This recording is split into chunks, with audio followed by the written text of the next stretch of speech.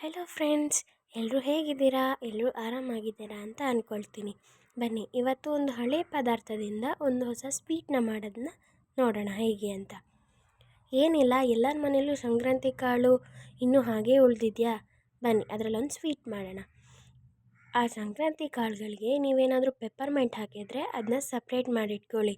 ಆಮೇಲೆ ಉಳಿದಿದ್ದೆಲ್ಲ ಪದಾರ್ಥಗಳನ್ನ ತುಪ್ಪದಲ್ಲಿ ಒಂದು ಸ್ವಲ್ಪ ರೋಸ್ಟ್ ಮಾಡ್ಕೊಳ್ಳಿ, ಅಂದರೆ ಒಂದು ಸ್ವಲ್ಪ ಹುರ್ಕೊಳ್ಳಿ. ಆದಮೇಲೆ ಮಿಕ್ಸಿ ಜಾರ್ಗೆ ಹಾಕ್ಕೊಂಡು ಒಂದು ಸ್ವಲ್ಪ ತರಿಯಾಗಿ ಈ ರವೆ ಉಂಡೆಗೆಲ್ಲ ಹೆಂಗೆ ಮಾಡ್ಕೋತೀರಾ ಆ ಥರ ತರಿಯಾಗಿ ಗ್ರೈಂಡ್ ಮಾಡ್ಕೊಳ್ಳಿ. ನಂತರ ನಿಮಗೆ ಉಂಡೆ ಕಟ್ಟೋಕ್ಕೆ ಯಾವ ಹದಕ್ಕೆ ಬೇಕೋ ಆ ಹದಕ್ಕೆ ಬೇಕಾಗಿರೋಷ್ಟು ಹಾಲನ್ನ ಸೇರಿಸ್ಕೊಂಡು ಈ ಥರ ಉಂಡೆನ ಕಟ್ಕೊಳ್ಳಿ. ನಿಮ್ಗೆ ಯಾವ ಸೈಜಿಗೆ ಬೇಕು ಆ ಥರ ಉಂಡೆನ ಕಟ್ಕೊಳ್ಳಿ. ಈಗ ಹಳೇದು ವೇಸ್ಟ್ ಆಗೋದು ತಪ್ಪಿತು, ಒಂದು ಹೊಸ ಸ್ವೀಟೂ ಆಯಿತು, ಎಲ್ಲರೂ ಖಾಲಿ ಮಾಡ್ತಾರೆ. ತುಂಬಾ ಚೆನ್ನಾಗಿರುತ್ತೆ. ನಿಮಗೆ ಬೇಕು ಅಂದರೆ ಏನಾದರೂ ಎಕ್ಸ್ಟ್ರಾ ಗೋಡಂಬಿ ಸೇರಿಸ್ಕೋಬೋದು.